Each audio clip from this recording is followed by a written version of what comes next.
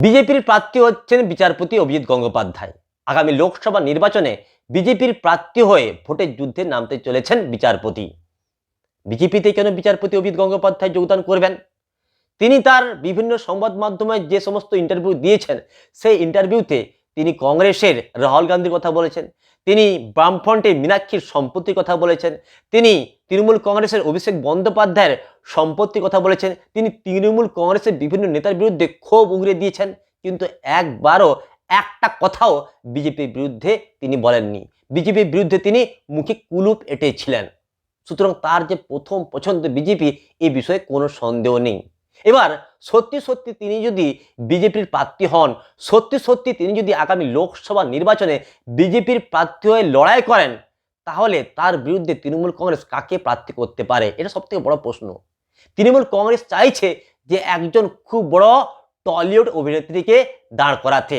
তিনি হচ্ছেন আর কেউ না, তিনি হচ্ছেন রচনা ব্যানার্জি। রচনা ব্যানার্জি খুব বড় একজন অভিনেত্রী, তিনি খুব ভালো অ্যাক্টিংয়ে করেন, তার বহু সিনেমা আমি দেখেছি এবং ব্যক্তিগতভাবে রচনা ব্যানার্জিকে আমি পছন্দ করি একজন অ্যাক্ট্রেস হিসাবে।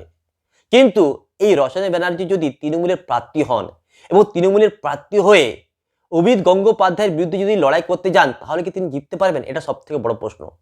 কারণ অভিজিৎ গঙ্গোপাধ্যায় যদি বিজেপির প্রার্থী হয়ে দাঁড়ান, তাহলে কিন্তু তাকে হারানো প্রায় অসম্ভব। কেন অসম্ভব?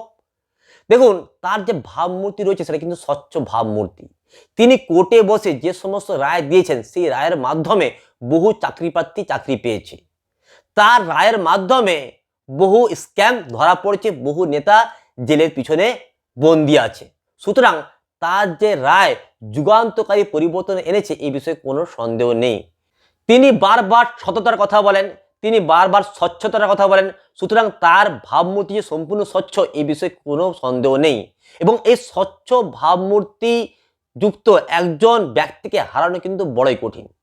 তিনি বিজেপির যদি প্রার্থী হন এবং তৃণমূল কংগ্রেসের প্রার্থী যদি রচনা ব্যানার্জি হন, তাহলে কিন্তু যুদ্ধটা ভয়ঙ্কর হবে। এই যুদ্ধে শেষ পর্যন্ত কে জিতে সেটা কিন্তু দেখার বিষয়।